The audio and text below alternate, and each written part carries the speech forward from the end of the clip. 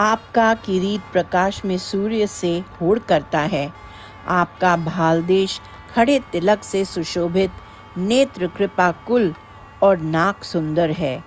आपका स्मित आर्द्र तथा उजला है।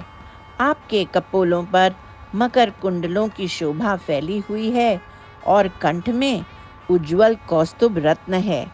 आपकी छाती वनमालाओं, मोतियों के हारों तथा श्रीवत्स से दीपित है।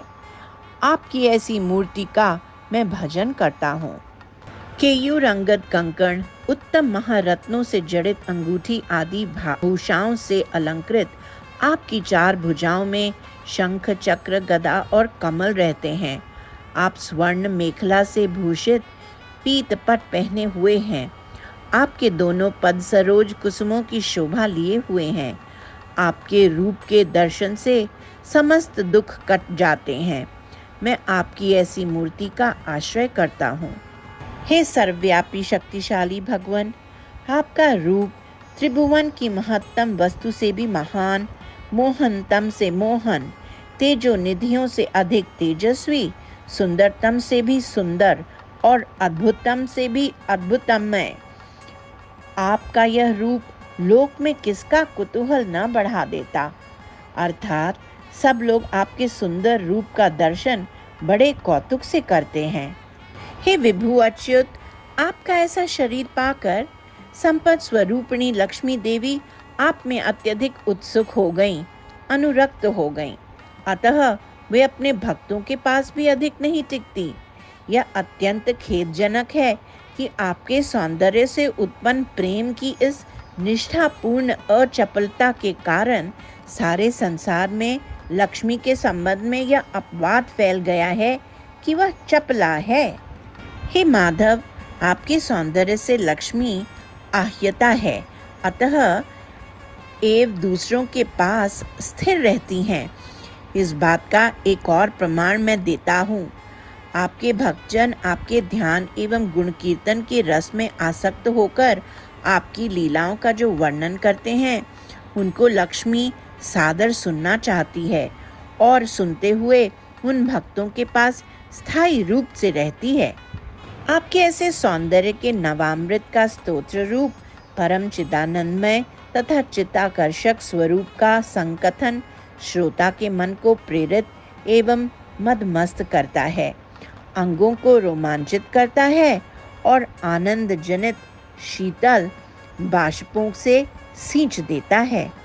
हे लक्ष्मीकांत, बड़े बड़े योगी जन कहते हैं कि ऐसा होने से भक्ति योग, कर्म और ज्ञान इन दोनों योगों से श्रेष्ठतर है। सब कोई अनन्य सौंदर्य मात्र के रस रूप आप में प्रेमात्मक भक्ति निष्प्रयास प्राप्त कर सकते हैं।